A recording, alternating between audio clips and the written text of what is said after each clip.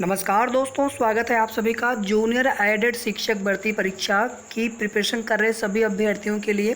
Science के लिए practice sets आपके लिए काफ़ी ज़्यादा यूजफुल होने वाली है, तो वीडियो को आप पूरा देखिएगा।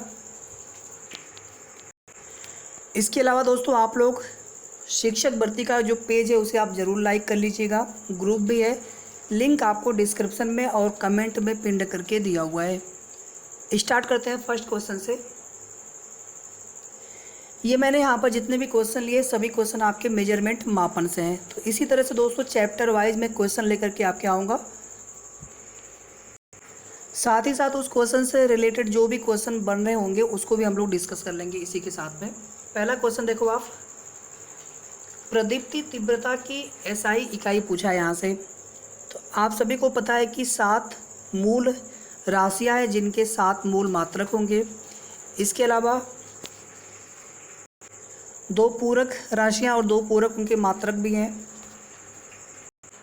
अगर इन 7 मूल राशियों की बात कर लें तो लंबाई, द्रव्यमान, समय, विद्युत धारा, ताप, ज्योति तीव्रता और पदार्थ की मात्रा। इसी में से एक जो मूल राशि आपकी है ज्योति तीव्रता कह लीजिए या फिर उसे प्रदीप्ति तीव्रता कह लीजिए। यहाँ पर अगर ज्योति तीव्रता भी लिखा हुआ आएगा तो आप कन्फ्यूज नहीं होंगे, ठीक है। तो प्रदीप्ति तीव्रता या फिर ज्योति तीव्रता इसको आप ऐसे समझ सकते हैं कि किसी एक बिंदु से उत्सर्जित होने वाली प्रकाश इकाई सॉलिड एंगल यानी ठोस कोण में जितनी उत्सर्जन की टोटल मात्रा होती है उसे ही हम प्रदीप्ति या फिर ज्योति तीव्रता कहते हैं। और प्रदीप्ति या ज्योति तीव्रता को हम लोग कैंडेला में मेजर करते हैं, कैंडेला में। तो यहाँ पर सी हमारा हो जाएगा करेक्ट आंसर। अगला जो क्वेश्चन है आपका ये दूरी के मात्रक से संबंधित है। एक फेम्टोमीटर तुल्य होता है, ये आपसे पूछा जा रहा है। तो देखिए दूरी की मात्रक में millimetre, centimetre, decimetre, decametre, hecto, kilo, ठीक है। इसके अलावा मेगामीटर, एक मीरियामीटर भी होता है, गीगामीटर है, टेरामीटर है। अगर आप छोटे में आएंगे, मिलीमीटर से नीचे आएंगे तो माइक्रोन होता है। इसके अलावा एंगस्ट्रॉम है, पिकोमीटर है, फर्मीमीटर है, ऑटोमीटर है और इसी तरह से आपका फेम्टोमीटर है, ठीक है। तो फेम्टोमीटर कह लीजिए या फिर इसी को हम लोग फर्मीमीटर भी कह सकते हैं। यहाँ पर फर्मीमीटर ये आपका बराबर होता है 10 की पावर -15, 10⁻−15 मीटर के बराबर होता है। इसके अलावा देखिए ऑटोमीटर होता है जो कि 10⁻18 मीटर के बराबर होता है। पिकोमीटर होता है 10⁻12 मीटर। नैनोमीटर होता है 10⁻9। Micron 10⁻6 metre. एंगस्ट्रॉम 10⁻10 मीटर, ठीक है। इसी तरह से अगर आप ऊपर जाएंगे मिलीमीटर के ऊपर तो फिर सेंटीमीटर, डेसीमीटर, फिर मीटर आपका आया उसके बाद, ठीक है। उसके बाद डेकामीटर है, हेक्टोमीटर है, फिर किलोमीटर है।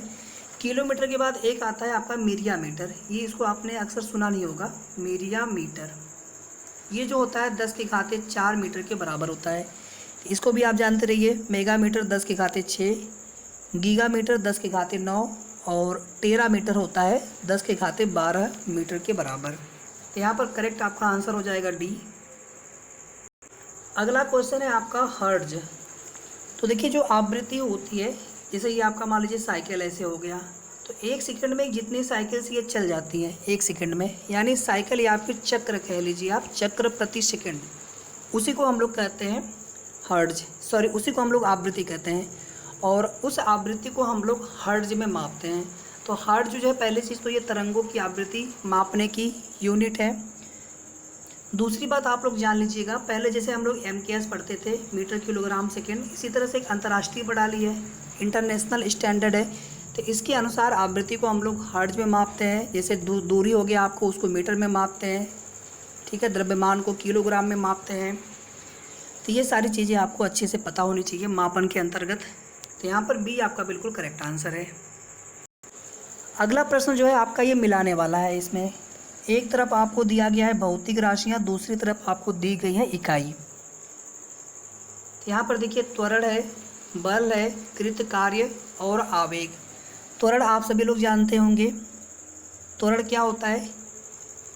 सबसे पहले आप दूरी, फिर दूरी को जब हम समय से डिवाइड कर देते हैं तो वहाँ पे हमें चाल या फिर वेग मिल जाता है। वैसे विस्थापन को समय से डिवाइड करेंगे तो वेग मिलेगा, दूरी को समय से डिवाइड करेंगे तो चाल मिलेगा। चाल आपकी अदिश राशि, दूरी विस्थापन आपकी वेग आपका सदिश राशि। इसी तरह से दूरी आपका अदिश राशि है और विस्थापन आपका सदिश राशि है।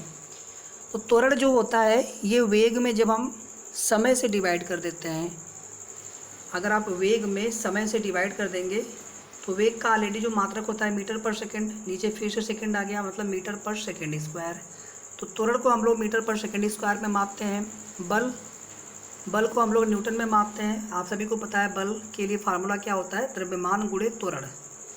न्यूटन का नियम पता होना चाहिए आपको। किया गया कार्य किस में मापते हैं हम लोग हैं, जूल में, सही है। ऊर्जा का मात्रक भी जूल होता है। आवेग जो है ये बल गुणे टी, इम्पल्स आवेग, ये बराबर होता है बल गुणे समय। तो बल का मात्रक न्यूटन और समय का मात्रक सेकंड, ठीक है। तो सभी के जो फार्मूले हैं, सूत्र हैं, वो भी आपको पता होना चाहिए। इससे आपको यूनिट भी याद उनकी हो जाएगी। तो यहाँ पर आपका करेक्ट आंसर हो जाएगा, ए का 4 हो गया, बी का 3, सी का 1। नीचे हम मिलान कर लेते हैं, डी वाला हमारा बिल्कुल करेक्ट आंसर है, ठीक है। इसके बाद क्वेश्चन नंबर 5 देखिए आप लोग, यहाँ पर भी मिलाने वाला है। एक तरफ है इकाई, दूसरी तरफ है प्राचल, यानी जिसको हमें मापना है। तो ऊष्मा, नौ संचालन, समुद्री जहाज की गति, इसके आगे का हम लोग नेक्स्ट पेज पे देखेंगे। अभी पहले इतना देख लेते हैं। यहाँ पर देखिए जो समुद्री जहाज की गति होती है उसे हम लोग मापते हैं नॉट में, और जो समुद्री दूरी होती है उसको हम लोग नॉटिकल मील में मापते हैं, ठीक है। समुद्री जहाज की जो गति है उसे हम लोग नॉट में मापते हैं, और समुद्री जो दूरी होती है या फिर उसी को हम लोग नौ संचालन वाली दूरी कह सकते हैं, इसको हम लोग नॉटिकल मील में मापते हैं। यहाँ तक क्लियर हो गया आप सभी को। समुद्री जहाज की गति को नॉट में मापते हैं, नौ संचालन या फिर समुद्री जो दूरी होती है, समुद्र में जो दूरी तय की जाती है उसे हम लोग नॉटिकल मील में मापते हैं। इसके बाद देखिए ऊष्मा जो है इसको हम लोग कैलोरी में मापते हैं, कैलोरी, ठीक है। वाट, इसी को हम लोग जूल पर सेकंड भी बोलते हैं, जूल पर सेकंड।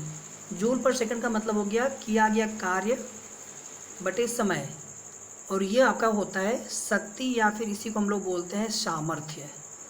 तो शक्ति या सामर्थ्य का मात्रक वाट हो गया, ऊष्मा का मात्रक कैलोरी है, नौ संचालन में जो दूरी होती है, समुद्री दूरी होती है, उसको नॉटिकल मील में मापते हैं, समुद्री जहाज की गति को नॉट में मापते हैं। चलिए चलते हैं नेक्स्ट पेज पर। तो यहाँ पर हमारा करेक्ट ऑप्शन मिल जाएगा सी, ए का 4, बी का 3, सी का 2, डी का 1।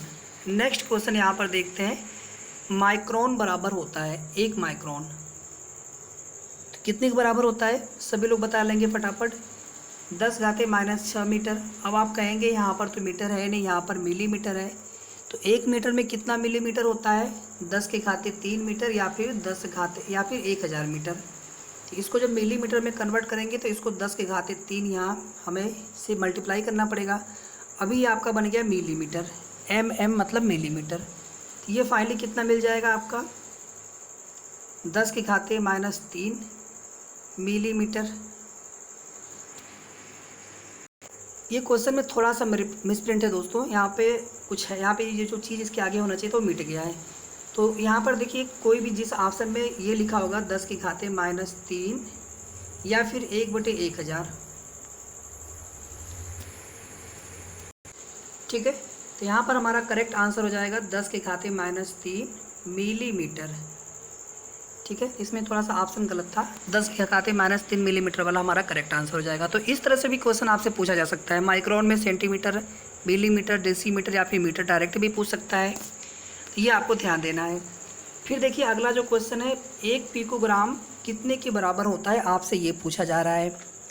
1 पिकोग्राम, देखिए ग्राम हो चाहे मीटर हो चाहे, ठीक है, इसमें हमें ये ध्यान रखना होता है, जैसे पीको में आप जाएंगे तो 10⁻⁻12, उससे और छोटा जाएंगे फर्मी तो 10⁻⁻15, और छोटा जाएंगे तो ऑटोमीटर 10 के घाते माइनस 18। यहाँ पर पूछा है 1 पिकोग्राम कितने के बराबर होगा, तो 10 के घाते माइनस 12 ग्राम के।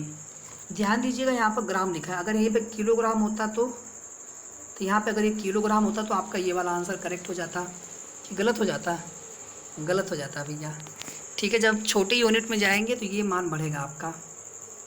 ठीक है, यानी अगर यहाँ पे मिलीग्राम होता, सॉरी यहाँ पर अगर मिलीग्राम होता तब आपका ये वाला ऑप्शन करेक्ट होता। अगर यहाँ पे होता किलोग्राम, 10 के घाते माइनस 15 किलोग्राम, तो ये 1 पिकोग्राम के बराबर होता। मुझे लग रहा है आप सभी को समझ में अच्छे से आ रहा होगा। तो यहाँ पर हमारा करेक्ट आंसर हो जाएगा ऑप्शन नंबर सी। अगला क्वेश्चन देख लीजिए। ध्वनि की तीव्रता को मापने वाला यंत्र है। ध्वनि की तीव्रता हम लोग किस में मापते हैं?